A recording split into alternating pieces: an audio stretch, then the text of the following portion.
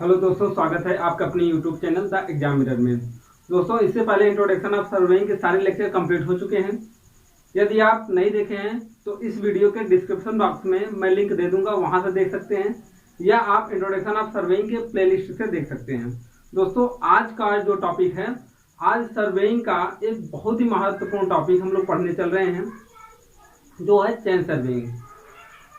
चैन surveying जो है, हम लोग पढ़ने से पहले हम लोग डिस्कस करेंगे कि चैन सर्वेइंग में कौन कौन से ऑपरेटर्स यूज होते हैं, अर्थात कौन कौन से इंस्ट्रूमेंट उसमें यूज होते हैं।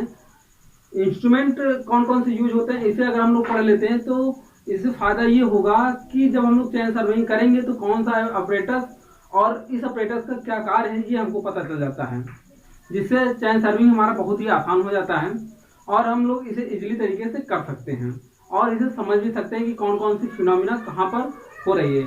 तो दोस्तों, आइए हम लोग बात करते हैं कि चैन सर्वेइंग में होता क्या है। तो दोस्तों, चैन सर्वेइंग के द्वारा हम लोग क्या करते हैं, लीनियर मेजरमेंट करते हैं। तो दोस्तों, यहाँ पर आप देखिए, जब लीनियर मेजरमेंट कर रहे हो अर्थात चैन सर्वेइंग कर रहे होते हैं, तो चैन सर्वेइंग में बेसिकली कौन सा ऑपरेटर्स यूज होगा, तो चैन यूज होगा। चैन जो होता है, यह कार्य करने के आधार पर या लंबाई के आधार पर हम लोग कर सकते हैं। इसे 4 कैटेगरी में डिवाइड किया गया है। कितने कैटेगरी में डिवाइड किया गया, 4 कैटेगरी में डिवाइड किया गया है। दोस्तों, पहला ये जो है मेट्रिक चैन होती है। मेट्रिक चैन वो IS 1492 एंड 1970 के IS कोड के तहत ये बताया गया है कि ये सारी जो चैनें होंगी वो गैल्वेनाइज्ड आयरन की बनी होनी चाहिए और इसमें टेंशन बताया गया है, कंप्रेशन बताया गया है, इसमें टेम्परेचर बताया गया है। तो सारी चीजें हम लोग जो है जब मेट्रिक चैन पढ़ेंगे तो वहां पर डिस्कस करेंगे। यहाँ पर हम लोग सिर्फ जान रहे हैं कि कौन कौन से ऑपरेटर्स यूज होते हैं। तो देखिए, और ये चैनें जो होती है मेट्रिक चैन, वो 30 मीटर में मिल जाती हैं, 20 मीटर में मिल जाती हैं और 10 मीटर में मिल जाती हैं। इस 3 लंबाई में हमको कौन सी मेट्रिक चैन मिल जाती है। और दूसरा हम लोगों का होता है गंटर चैन, अर्थात जिसे हम लोग सर्वेयर चैन के नाम से भी जानते हैं।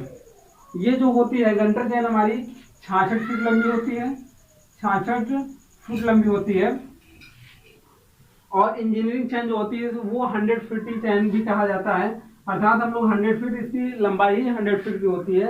और रेवेन्यू चैन, जिसे हम लोग हिंदी में राजस्व चैन के नाम से जानते हैं, इसकी लंबाई जो होती है वो 33 फीट होती है। कितनी होती है, 33 फीट होती है।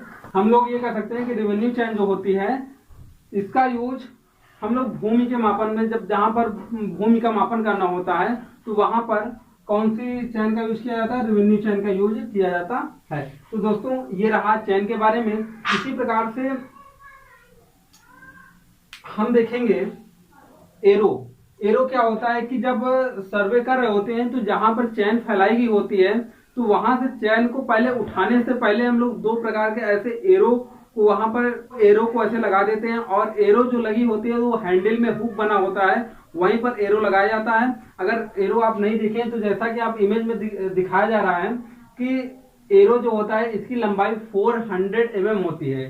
कितनी लंबाई होती है, 400 mm। और जो हैंडल का डाया होता है वो 50 mm का होता है। और जो जमीन में धंसाया जाता है सिर्फ वो कितना होता है कि 15 सेंटीमीटर की लंबाई तक ही धंसाया जाता है। ओके, तो ये रहा एरो का वर्क।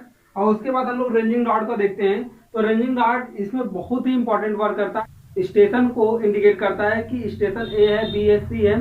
इस प्रकार से अब देखिए रेंजिंग रॉड, जैसा कि आप इमेज में देख रहे हैं, इस प्रकार का रेंजिंग रॉड होता है। इसकी बेसिकली जो लंबाई होती है 2 से 3 मीटर के बीच में होती है। और इसके बीच जो कलर्स भरे होते हैं 20-20 सेंटीमीटर के अंतराल पर अलग अलग कलर दिए जाते हैं, जिससे ये पता चलता है कि कलर करने के कारण यह काफी दूर से भी हमको रेंजिंग रॉड क्या हो जाता है, विजिबल हो जाता है। अगर हमें काफी अधिक दूरी तक क्या करना होता है, रेंजिंग करना होता है, बहुत ज्यादा बड़ा एरिया है वहां पर रेंजिंग करना होता है, तो वहां पर हम लोग क्या करते हैं, रेंजिंग पोल का इस्तेमाल करते हैं। रेंजिंग पोल क्या होता है कि रेंजिंग रॉड के तरीके ही होता है, लेकिन इसके वर्टेक्स पॉइंट पर, सिरे पर, कि जैसा आप इमेज में देख रहे हैं कि वहां पर वर्टेक्स पॉइंट पर आपको दिखाई दे रहा होगा कि हुक बना हुआ है। हुक क्या, उसमें फ्लैग लगाने के लिए, क्या लगाने के लिए, फ्लैग में झंडा लगाने के लिए उसमें क्लैंप लगे होते हैं। और उस क्लैंप में हम लोग झंडे को अर्थात फ्लैग को फंसा देते हैं, जिससे वो काफी दूर से हमको क्या होता है, रेंजिंग पोल विजिबल होता है। और ये भी 2 से 3 मीटर की होती है। जिस प्रकार की रेंजिंग रॉड होती है उसी प्रकार से हमारा रेंजिंग पोल भी होता है। तो आई होप आपको एरो, रेंजिंग रॉड और रेंजिंग पोल समझ में आ गया होगा और चेन के बारे में भी आप लोग जान चुके होंगे। तो दोस्तों आगे बढ़ते हैं। हमारा होता है ऑफसेट रॉड। ऑफसेट रॉड भी ऑफसेट रॉड भी हमारा क्या होता है, रेंजिंग रॉड के तरीके ही होता है, लेकिन इसकी लंबाई जो होती है 1.5 से 2 मीटर के बीच में होती है। और यहाँ पर क्या होता है कि यह इसके कॉर्नर पॉइंट पर हुक का निशान बना होता है। क्या बना होता है कि जैसा आप इमेज में देख रहे हैं कि यह 1.5 से 2 मीटर की लंबाई का है, जिस प्रकार से हमारा रेंजिंग रॉड है उसी प्रकार से है, लेकिन इसके वर्टेक्स पॉइंट पर हुक बना होता है। हुक बने होने के कारण जब हम लोग चैन सर्वे कर रहे होते हैं, अगर चैन कहीं झाड़ियों में फंसी हुई तो वहां पर निकालने का कार्य करती है। और इसी प्रकार से वहां पर इसके ऑफसेट रॉड पर हम लोग क्या करते हैं कि जब ऑफसेट अर्थात ऑप्टिकल स्क्वायर और यहाँ पर क्रॉस स्टॉप का यूज कर रहे होते हैं तो वहां पर रखने का भी कार्य किया जाता है इसी के द्वारा। तो ये हमारा रहा ऑफसेट रॉड, जिसे हिंदी में हम लोग खस का दंड भी कहते हैं। तो आई होप आपको ये पॉइंट समझ में आ गया होगा। हम लोग दोस्तों यहाँ पर सिर्फ हम लोग ऑपरेटर्स को डिस्कस कर रहे हैं। इसकी डिटेल स्टडी जब हम लोग चैन सर्वे का पहला लेक्चर करेंगे तो वहां पर हम लोग हर एक ऑपरेटर के बारे में डिटेल स्टडी करते चलेंगे। तो आप प्रॉपर नोट्स बनाने के लिए क्या करते जाइए, हर एक लेक्चर को अच्छे से कंप्लीट करते हुए। दोस्तों ये जो लेक्चर आपको प्रोवाइड किया जा रहा है, यहाँ से कंपटीशन एग्जाम में बहुत सारे क्वेश्चन पूछे जाएंगे और कंपटीशन एग्जाम को ध्यान में रखते हुए सारे लेक्चर बनाए जा रहे हैं। तो दोस्तों आइए हम लोग बात करते हैं नेक्स्ट। पेग जो होता है अर्थात खूंटी जो लकड़ी की बनाई गई होती है, और इसका कार्य ये होता है कि जहां पर हम लोग रेंजिंग रॉड को निकालते हैं अर्थात उखाड़ते हैं, तो वहां पर स्टेशन को शो कराने के लिए वहां पर हम लोग क्या कर देते हैं, पेग को गाड़ देते हैं वहां पर। तो ये पेग का कार्य है। और लाइन रेंजर का यूज होता है दो स्टेशनों के बीच में एक तीसरा स्टेशन बिल्कुल उसके सीध में डेवलप करने के लिए अर्थात रखने के लिए हम लोग लाइन रेंजर का यूज करते हैं। यह बॉक्स नुमा होता है। ये क्या करता है, वो प्रकाश के परावर्तन के सिद्धांत पर कार्य करता है। तो यह बहुत ही इंपॉर्टेंट टॉपिक है। जब हम लोग आगे कवर करेंगे तो इसे हम लोग मात्र एक लेक्चर में इसे खुद ही कवर करेंगे। लाइन रेंजर यहाँ से कई बार कंपटीशन एग्जाम में क्वेश्चन पूछे गए हैं।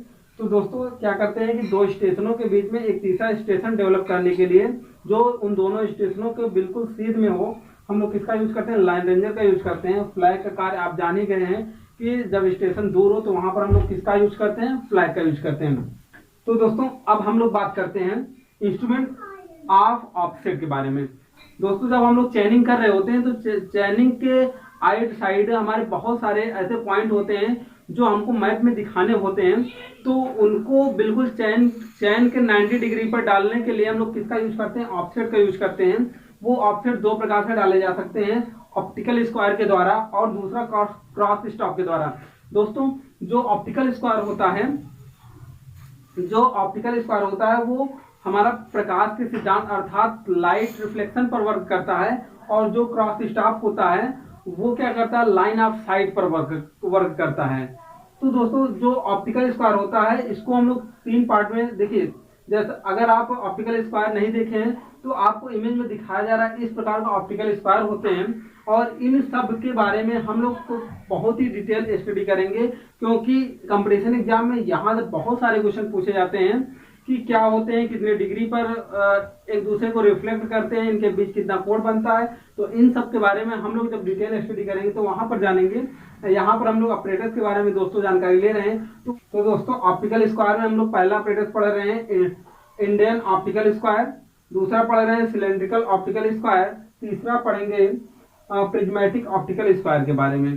तो इसमें देखिए प्रिज्मेटिक ऑप्टिकल स्क्वायर इसलिए नाम दिया गया क्योंकि इसमें क्या होता है, रिफ्लेक्शन के लिए यहाँ पर तो क्या लगाया जाता है, प्रिज्म लगाया जाता है, और यहाँ पे सिलेंड्रिकल टाइप का होता है इसलिए इसे सिलेंड्रिकल ऑप्टिकल स्क्वायर का नाम दिया गया है। और क्रॉस स्टॉप जैसा कि आप इमेज में देख रहे हैं कि क्रॉस स्टॉप इस प्रकार के होते हैं, और क्रॉस स्टॉप के द्वारा लाइन ऑफ साइट किया जाता है। और ये open cross stop, French cross stop और एडजस्टेबल क्रॉस स्टॉप होते हैं। अर्थात एडजस्टेबल क्रॉस स्टॉप, ये क्रॉस स्टॉप ऑटोमेटिक खुद ही एडजस्ट कर लेता है, और फ्रेंच क्रॉस स्टॉप ये ऑक्टागोनल होता है, और ओपन क्रॉस स्टॉप ये बहुत ही सिंपल प्रकार का क्रॉस स्टॉप होता है। जैसा कि आप इमेज में देख ही रहे हैं कि एकदम लाइन से पहला क्रॉस स्टॉप जो है हमारा वो ओपन क्रॉस स्टाफ है, दूसरा क्या है कि फ्रेंच क्रॉस स्टाफ है, और तीसरा क्या है एडजस्टेबल क्रॉस स्टाफ है। तो दोस्तों इतने ऑपरेटर्स जो हैं, और एक जो है प्लम बॉब अर्थात साहुर का यूज किया जाता है रेंजिंग करने के लिए, मतलब चेनिंग में साहुल का यूज किया जाता है। तो इतने सारे हमारे पास इंस्ट्रूमेंट हैं जो हम लोग चेन सर्वे में करते हैं। तो दोस्तों वीडियो पसंद आ रहे हो तो वीडियो को जरूर लाइक करें और चैनल को जरूर सब्सक्राइब करें। तो दोस्तों मिलते हैं अगले वीडियो में, वहां पर हम लोग पढ़ेंगे मैट्रिक चेन क्या होती है और उसके बारे में पूरा डिटेल स्टडी करेंगे, और जो कंपटीशन एग्जाम में क्वेश्चन पूछे जाते हैं और उसके बारे में हम लोग पूरा स्टडी करने वाले हैं अगले लेक्चर में। तो मिलते हैं अगले लेक्चर में। धन्यवाद।